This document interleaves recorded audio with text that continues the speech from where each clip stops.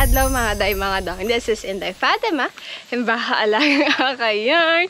Panibagong araw, panibagong adventure na naman tayo. And for today's video, pupuntahan natin ang isang hot spring dito sa bayan ng Laguna. Ang tawag nito ay Silva Hot Spring Resort. Ay hiningal na ako. Kailangan natin maglakad ng 20 to 30 minutes bago makarating doon sa kanilang hot spring. So, dito ngayon sa Calauan, province of Laguna. So, samahan nyo ako ulit mga kaakay. Panibagong araw, panibagong adventure. Let's go! So, ayan mga kaakay, naglakad na tayo na almost 10 minutes. So, we still have 10 minutes para makarating dun sa hot spring. So, hindi pwedeng makapasok ang sasakyan dito. Pwede bike, motor, or maglakad talaga. Kasi, inaayos pa yung daan and sobrang putik.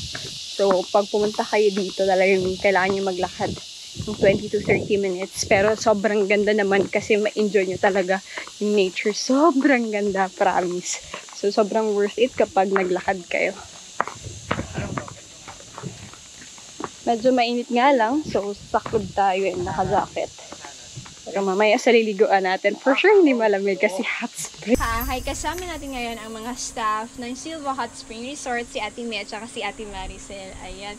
So, ano po exact location nitong Silva Hot Spring Resort, Ma'am May? Sitio Malanday, Barangay Perez, Calauan, Laguna. Ayun, Sitio Malanday, Barangay Perez, Calauan, Laguna. Calauan, Laguna. Ayan. So, sa mga gustong bumisita for day tour, Ate Maricel, magkano po yung entrance fee for day tour tsaka night tour? For day tour po, 50 pesos po per head. And for overnight po, 100 po per head. Ayun, sobrang mura. 50 pesos for day tour, tas for night tour, 100. If day and night tour, so 150. po, yes. And pwede ba silang matulog din dito, no? Pwede mag-camping? Pwede po. May mga tent po. May mga cottage po kami na merong room. Ayun, iba't ibang presyo. So, paano po sila mag-reserve dito sa mga gustong bumisita at gustong pumunta? Meron po kaming number na binibigay sa Opo. mga gustong magpa-reserve. Doon po sila ko-contact at doon po yung reservation. Meron din po bang Facebook page, Ate May? Apo, anong Facebook page po? Silva Hot Spring Resort po. Ayun, Silva Hot Spring Resort, ang Facebook page, pwede sila mag-message doon at mag-reserve. Kasi no reservation, no entry po ba? Opo. Ayun, so hindi pwede walk-in. Pwede naman. Asa ngayon po, tumatanggap kami dahil nagsisimula pa lang po kami ng yung nga po reservation. Pero siguro po sa mga rarating na araw, Kailangan. hindi na po kami tatanggap ng walk-in. Kailangan reservation talaga. So, for sure, Saturday, Sunday, madami din talagang tao dito, Opo, Ate. yun po ang madaming tao. Ayun. Tanong ko lang, Ate, ba't mainit yung tubig dito? Natural yan, ma'am. Natural talaga. Makikita niyo yung mga bukal dyan. Talagang malalaki, maganda talaga. grabe. Wala siyang gamot. Talagang natural.